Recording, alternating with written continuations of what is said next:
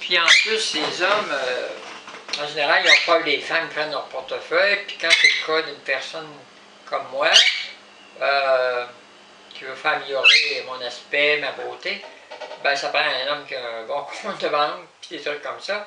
Et moi, c'est pas mettre la main là-dessus, non, non, non. C'est être capable de faire une vie harmonieuse sur la Terre avant de partir, on pourrait dire. Hein? Alors, moi, c'est ça. Puis, évidemment, la sexualité, c'est pas moi qui rentre. Non, c'est pas moi qui rentre. C'est sûr qu'un homme, j'aime lui donner du plaisir parce que je sais comment moi en avoir. Puis, je suis capable de penser qu'il doit lui en avoir. Puis, mais j'ai aucune idée de ce que lui ressent. Puis, des fois, les hommes pensent que les gens qui passent par là, ils savent. Moi, je ne sais pas. Je ne sais pas ce qu'un homme ressent. Puis poser la question à un homme, qu'est-ce que tu ressens? Même qu'il dirait, ben je sens ça, ça ne dit rien. Qu'est-ce qu'il ressent? Il dit, il y a du plaisir. Tu demandes, ben il dit, ben, tu vois là, tu vois qu'est-ce que ça fait? C'est parce que j'ai sûrement du plaisir. Des réponses comme ça, on entend. Ça ne dit rien. Qu'est-ce que tu ressens? Il ne veut pas te le dire. Tu veux savoir qu'est-ce qu'il vit. Il ne veut pas te le dire. Pourquoi? Peut-être pour garder la sexualité de l'homme de leur côté, pour que la femme le sache, qu'est-ce que les autres vivent. Mais moi, je dis ce que je vis. Là, les hommes le savent. Puis ce que je vis, il y a bien des femmes qui le vivent. Donc, les hommes savent des affaires des femmes. Mais nous, on ne sait pas comment les hommes vivent. Sauf des médecins qui l'interprètent scientifiquement ou des sexologues qui en parlent. Mais dans les faits, dans l'intimité, puis la science, c'est deux choses. La science dit des choses, comme la science dit que les gens qui après, tel type de plaisir, moi j'ai d'autres choses. Ça n'a pas rapport avec les attentes que les médecins ont. C'est pas que les gens n'ont pas de plaisir, mais ça n'a rien à voir avec ça. Je vous l'ai dit, j'ai pas de clitoris. Pas de clitoris, ça fait à partir d'un pénis. Mais les deux organes, les médecins disent, c'est la même chose. C'est le même organe, un qui est plus long que l'autre. C'est le même plaisir, sauf dans des hormones différentes. Puis il y en a un que. Il y a des corps caverneux disposés de manière différente sous la vulve, puis qui répondent un peu moins qu'un pénis à même endroit. Donc c'est plus diffus. Mais je ressens des choses comme ça, sans en avoir. Donc les gens ils disent, t'as pas de clitoris, tu vas pas jouer. T'es pas une femme, t'as pas d'enfant, t'es capable d'un enfant.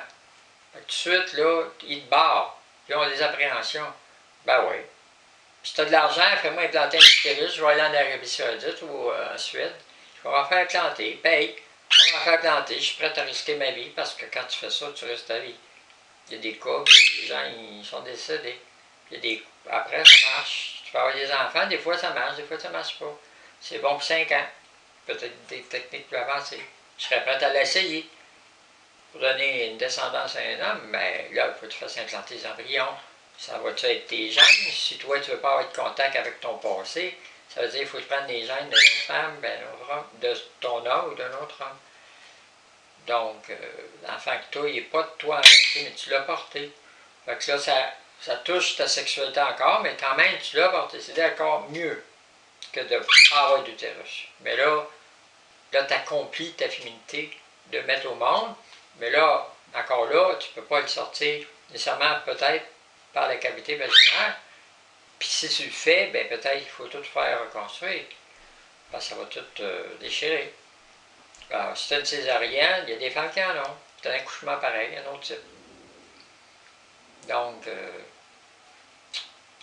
il y a des choses à faire changer dans la société, puis il faudrait que la science avance, puis tienne compte de ça. Puis partout dans la société, la souffrance, il faut qu'il y ait des lois, il ne faut pas torturer les gens qui ont subi des souffrances, puis c'est pas juste en leur donnant de l'argent. C'est en essayant de les supporter dans leur vie, qu'ils vivent à tous les jours, même si on ne les torture plus, leur donner du support. Il faut penser à des soldats qui ont été à l'extérieur, qui reviennent avec des traumatismes post-traumatiques, puis il y en a qui se suicident, ils n'ont pas, même l'armée ne leur donne pas des psychologues, ils ne leur donnent pas rien, ils n'ont rien. Ça peut être des gens qui travaillent dans des pénitenciers, qui ont des chocs post-traumatiques, ils ne sont pas aidés.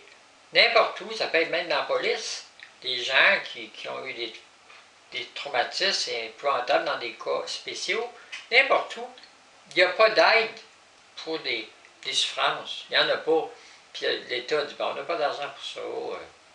Ils ont de la misère à avoir de l'argent, mais ils ont de l'argent pour bâtir des gros édifices modernes, mais pour aider les gens, non, moins. Investir dans du béton, dans des structures, c'est une chose. Mais tout prendre cet argent-là, puis la mettre dans des services, puis dans faire de la formation de médecins plus efficace à différents niveaux, puis plus de personnel, puis pas surcharger le personnel, puis faire des erreurs médicales, puis à diminuer les heures d'attente, faire des services en ligne sur le web, puis du triage d'avance par le web. C'est des choses qu'ils pourraient faire, mais ils ne font pas. Pourquoi? Le système de santé n'est pas rendu là encore. Déjà, ils ont de la misère à numériser les dossiers. Plein d'affaires qui se fait, mais ça coûte très cher, tout ça. Alors, moi, ce que je fais, c'est... En tout cas, mais dans ma vie privée, oui, je suis très... Je suis féminine, mais quand je suis devant une caméra, je suis moins féminine. Mais dans ma vie privée, je suis plus... Ah, Néné? On est des amis, là? Ouais. Chante une chanson. La la la la la la la. Ni ni ni ni ni. Ni ni ni ni ni. Titou titou titou, ma belle Néné. Ma belle Néné, ma belle Néné. Ni ni ni ni ni. Néné, mon amour.